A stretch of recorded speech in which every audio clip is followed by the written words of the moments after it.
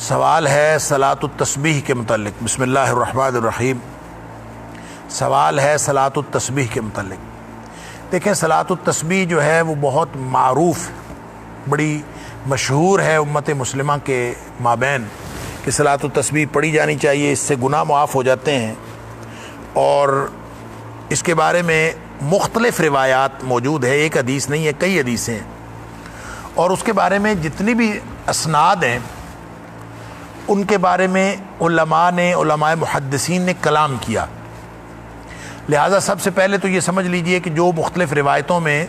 صلاۃ التسبیح کا طریقہ آیا ہے اور صلاۃ التسبیح آئی ہے، اس سے مراد کیا ہے۔ اس سے مراد یہ ہے کہ ایک ایسی نماز، 4 رکعت نماز پڑھی جائے جو اس طریقے سے عام جو جیسے نماز پڑھتے ہیں ویسی نماز ہوگی، لیکن ہر رکن کے اندر، نماز کے ہر رکن کے اندر تسبیح پڑھی جائے گی، اور وہ تسبیح کیا ہے؟ سبحان اللہ والحمد للہ ولا الہ الا اللہ واللہ اکبر۔ یہ تسبیح اس کے اندر الگ پڑھی جاتی۔ اس میں قیام کے دوران جب آپ سورہ فاتحہ اور ساتھ کوئی سورت ملا کے پڑھتے ہیں تو اس کے بعد قیام مکمل ہونے سے پہلے، یعنی رکوع سے پہلے 15 دفعہ یہ تسبیح پڑھی جائے گی۔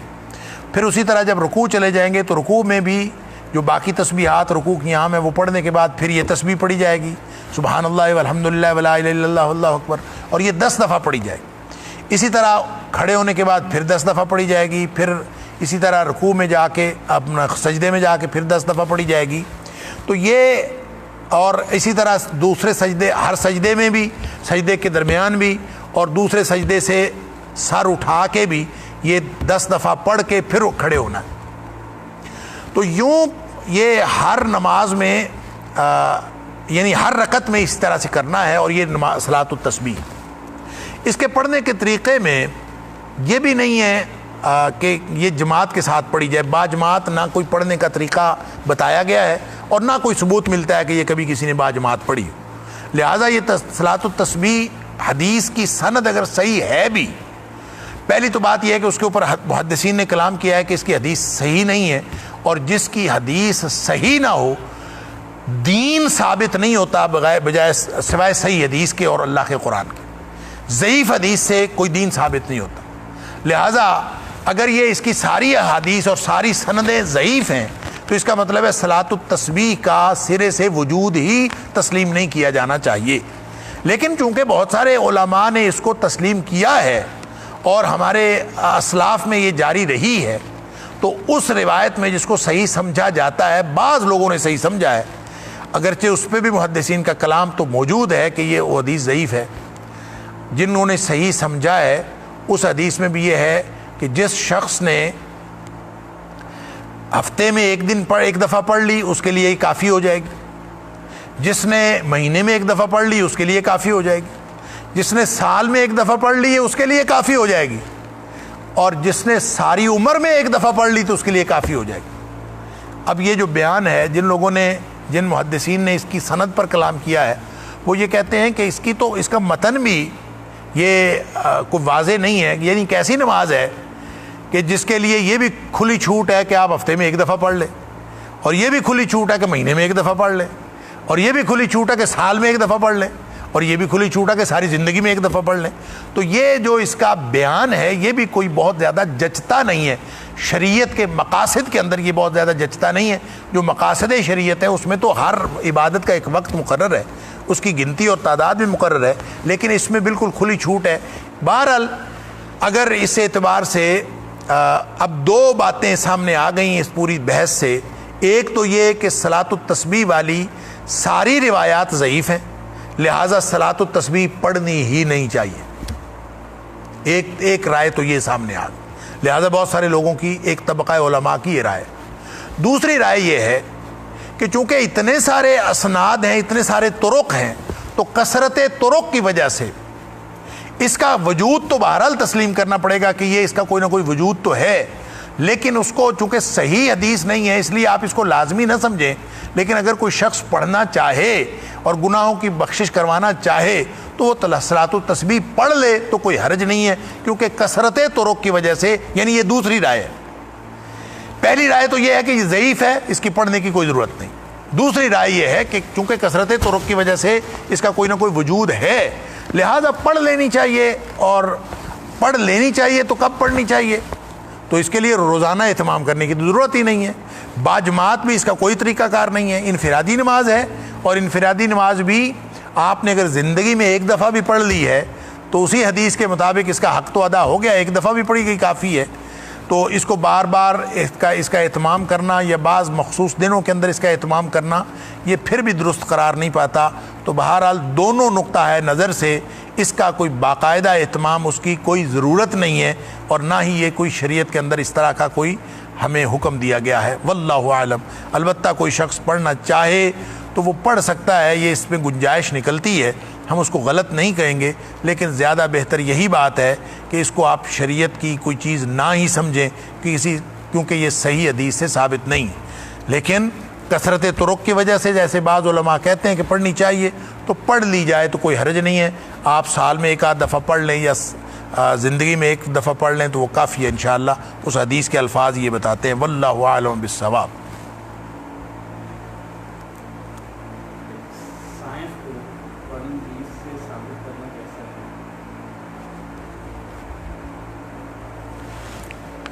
یہ بڑا اچھا سوال ہے کہ سائنس کو قرآن مجید سے ثابت کرنا کیسا ہے۔ دیکھیں، ایک وہ حقائق ہیں جو قرآن حکیم نے بتا دیے،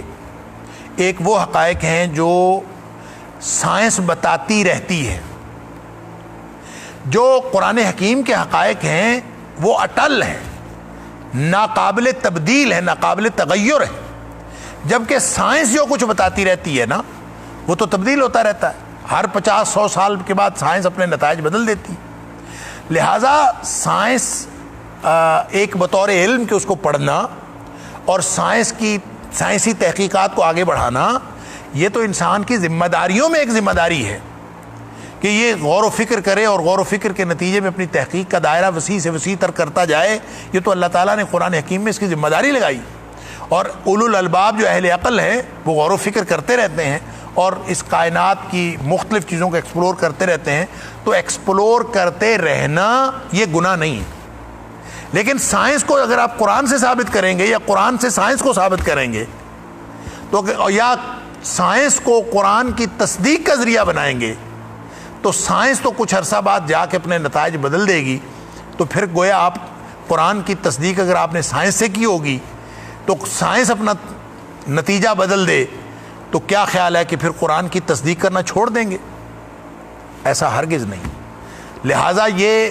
طرز عمل ہی درست نہیں ہے، ناقابل اعتبار ہے کہ آپ سائنس کے ذریعے سے قرآن کی تصدیق کریں یا قرآن سے سائنس کی تصدیق کریں۔ ہاں، یہ تو اللہ تعالیٰ نے فرمایا ہے کہ جو سائنس کا الٹیمیٹ نتیجہ ہوگا، آخری نتیجہ جو سائنس کا کبھی ہو سکتا ہے، جو تحقیقات جس سے آگے بڑھ ہی نہ سکے، آخری نتیجہ سائنس کا کبھی انسانی علوم کا کبھی آخری نتیجہ جب بھی کبھی نکلے گا تو ہو نہیں سکتا کہ وہ قرآنی علوم کے خلاف ہو۔ اللہ تعالیٰ قرآن میں فرماتا ہے سَنُرِيهِمْ آیَاتِنَا فِي الْآفَاقِ وَفِي أَنفُسِهِمْ، ہم ان کو نشانیاں دکھاتے رہیں گے، آفاق و انفس کی نشانیاں جو وجود کے اندر بھی، انسانوں کے وجود کے اندر بھی اور اس دنیا کے جتنے وجود ہیں ان کے اندر بھی جتنی نشانیاں ہیں، اور ارد گرد پھیلی ہوئی کائنات کے اندر جتنی نشانیاں ہیں، یہ ہم ان کو نشانیاں دکھاتے رہیں گے حتی یتبین لہم انہ الحق۔ جب یہ الٹیمیٹ نتیجے پہ پہنچیں گے تو ان کو یہ یقین آ جائے گا کہ قرآن نے جو 1500 سال پہلے جو بات کہی تھی وہی حق ہے۔ گویا سائنس اپنے الٹیمیٹ نتیجے پہ پہنچے تو وہ کبھی قرآن کے خلاف نہیں ہو سکتی، لیکن قرآن سے سائنس کو ثابت کرنا یا سائنس کو قرآن سے ثابت کرنا یہ درست نہیں، یعنی یہ طریقہ کار درست نہیں ہے، اس لیے کہ سائنس نتائج بدلتی رہتی ہے، سائنس حتمی نہیں ہے، اور آپ کسی غیر حتمی چیز سے حتمی چیز کی تصدیق کریں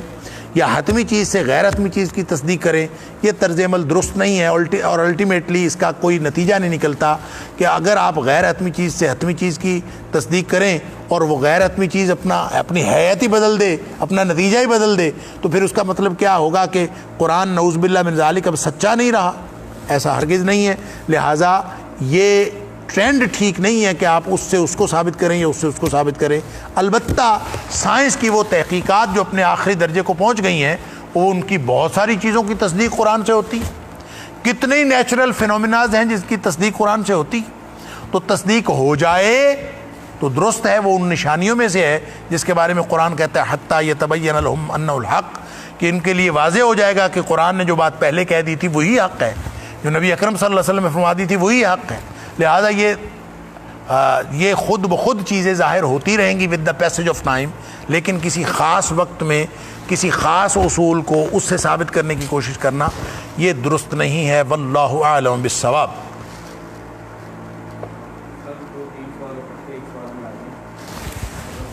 کرنا چاہیے اور قیام اللیل کے لیے کیا نیت کرنی چاہیے؟ اور بعض لوگ نفل کو نفل کہتے ہیں، بعض کو سنت کہتے ہیں، تو کیا ہے یہ نفل ہے کہ سنت ہے؟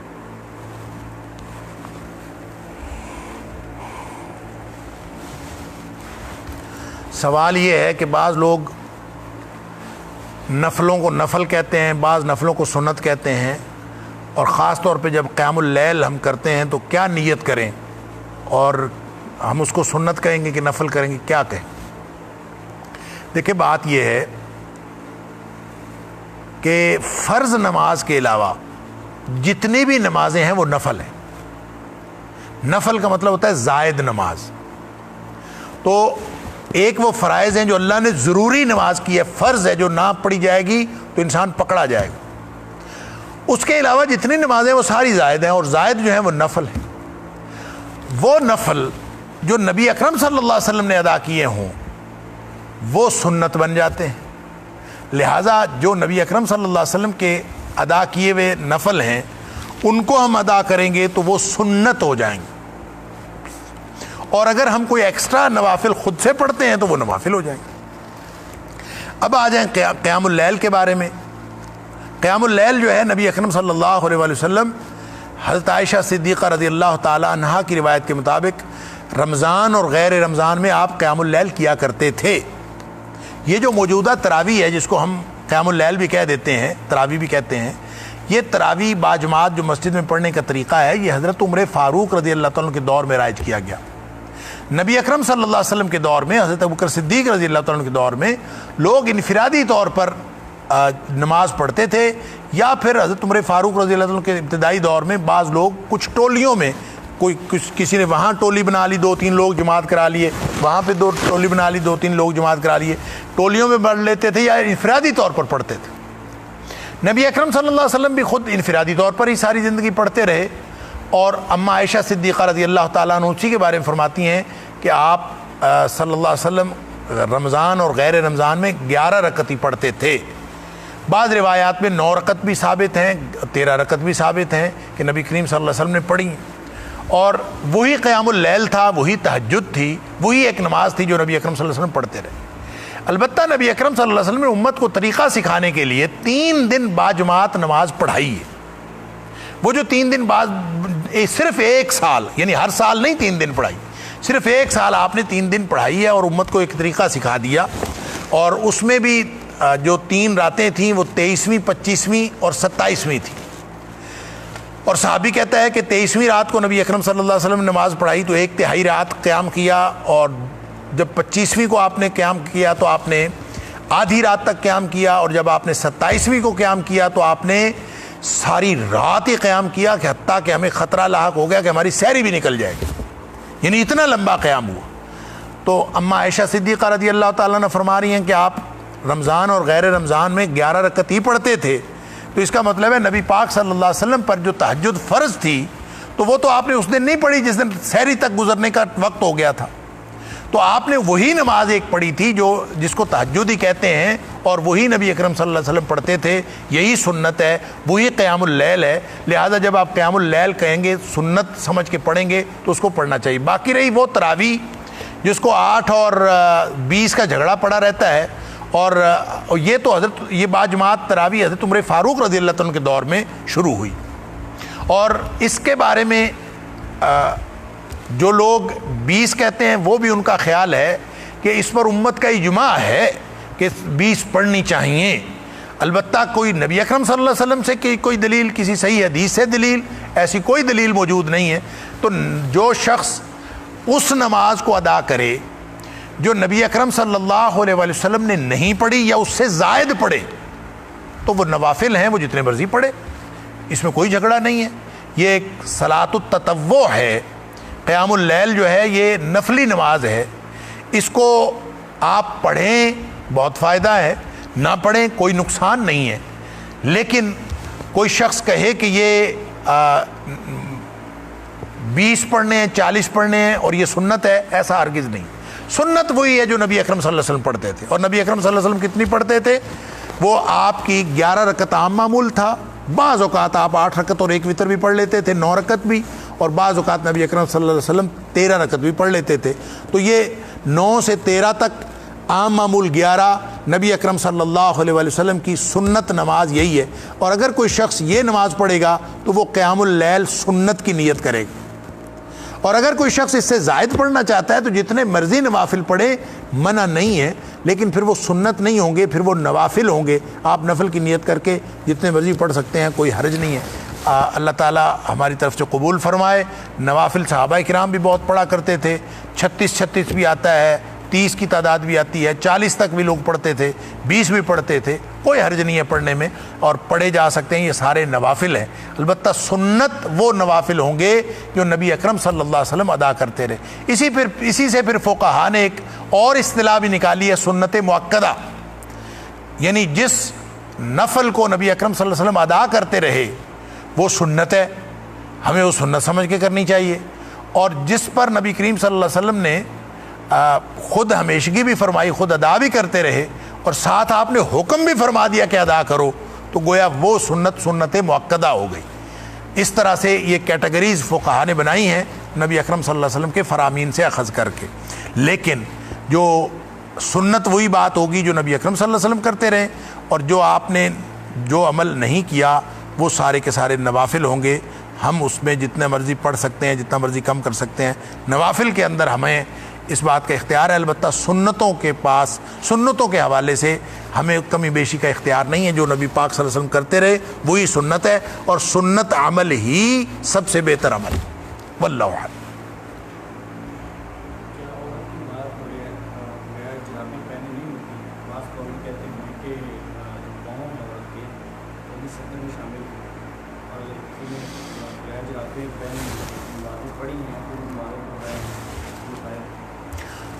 نہیں، میرا خیال ہے یہ بات درست نہیں ہے۔ سوال ہے کہ بعض اسکالرز یہ کہتے ہیں کہ عورت کے جو پاؤں ہیں وہ بھی سطر میں شامل ہیں،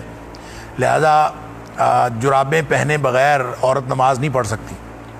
تو جن خواتین نے نمازیں بغیر جرابیں پہنے پڑھی ہیں وہ دہرائیں، یہ بالکل تکلف ہے اور شریعت میں زیادتی ہے، ایسی ہرگز کوئی بات نہیں ہے۔ نبی اکرم صلی اللہ علیہ وسلم کی دور میں صحابیات نمازیں پڑھتی تھیں، جرابوں کا کوئی ذکر نہیں ہے۔ اور البتہ جو پاؤں سطر میں شامل ہونے کا مطلب یہ ہے کہ جو تہبند عورت کا ہوتا ہے اس کو اتنا نیچے کر لیا جائے، جو شلوار پہنی ہوئی ہے یا جو بھی چادر ہے یا شلوار ہے، جو پاجامہ ہے، وہ اتنا نیچے ہو کہ وہ پاؤں کو ڈھک لے، لہٰذا اس اعتبار سے وہ سطر ہے۔ ایسا نہیں ہے کہ وہ جرابیں پہنی ہوں گی اور اس کو کور کیا ہوگا، یا پھر جیسے ہاتھوں کے اوپر دستانے پہنے ہوں گے تو پھر اس کو، ویسے تو عورت ساری کی ساری سطر ہے، تو جب ساری عورت سطر ہے تو اس کا مطلب برقع پہن کے نماز پڑھے، ایسا نہیں ہے۔ بالوں کو چھپا کے اور پوری طرح سے اپنے سارا جسم کور کر کے وہ نماز پڑھتی ہے، اور اسی طرح قدموں کے اوپر جب اس کی شلوار موجود ہے یا پھر اس کے تہبند موجود ہے تو وہی کافی ہے، جرابیں پہننے کی ضرورت نہیں ہے۔ واللہ عالم، جن لوگوں نے کہا ہے مجھے نہیں پتہ ان کی کیا دلیل ہے اور کس وجہ سے انہوں نے کہا ہے، واللہ عالم۔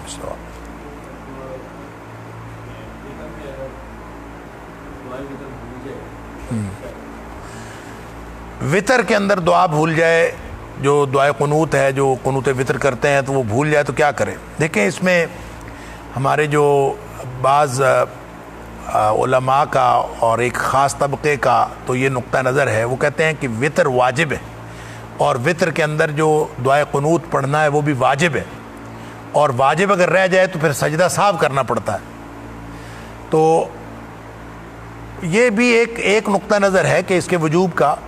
حالانکہ وطر جو ہے وہ دوسری نمازوں کی طرح ایک نماز ہے۔ حضرت عبداللہ بن عمر رضی اللہ تعالیٰ عنہ سے کسی نے پوچھا تھا کہ کیا وطر واجب ہے، تو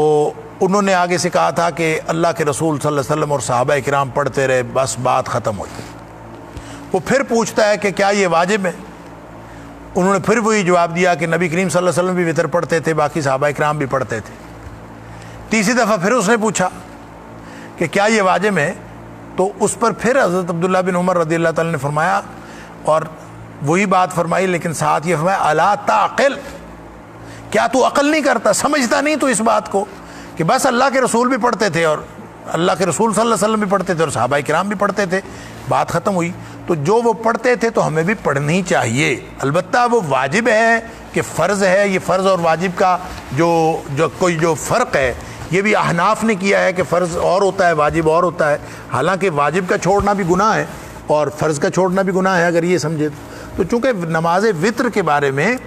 نبی اکرم صلی اللہ علیہ وسلم سے ایسی کوئی بات وجوب والی ثابت نہیں ہے، تاکید نبی کریم صلی اللہ علیہ وسلم نے ضرور کی ہے۔ تو وطر بنیادی طور پر تو ایک نماز ہوتی ہے،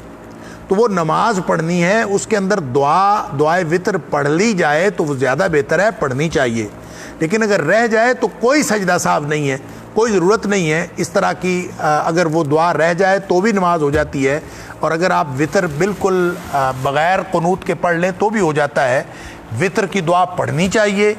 بھول جائے وطر ہو جاتا ہے، بعد میں آپ دعا کر لیں، اللہ تعالیٰ سے معافی مانگ لیں، اور میرے علم میں ایسی کوئی دلیل نہیں ہے کہ اس کے لیے سجدہ صاف کیا جائے یا اس کے لیے کوئی جرمانہ دیا جائے یا نماز دوبارہ پڑھی جائے، ایسی کوئی دلیل، ایسی کوئی چیز میرے سامنے موجود نہیں ہے یا میرے علم میں نہیں ہے، اس لیے میری رائے تو یہی ہے کہ اس میں قطعاً کسی چیز کی ضرورت نہیں ہے، دعا پڑھ لی تو اچھا ہے، اگر نہ پڑھی جائے تو وطر انشاءاللہ پھر بھی ہو جاتا ہے، واللہ اعلم۔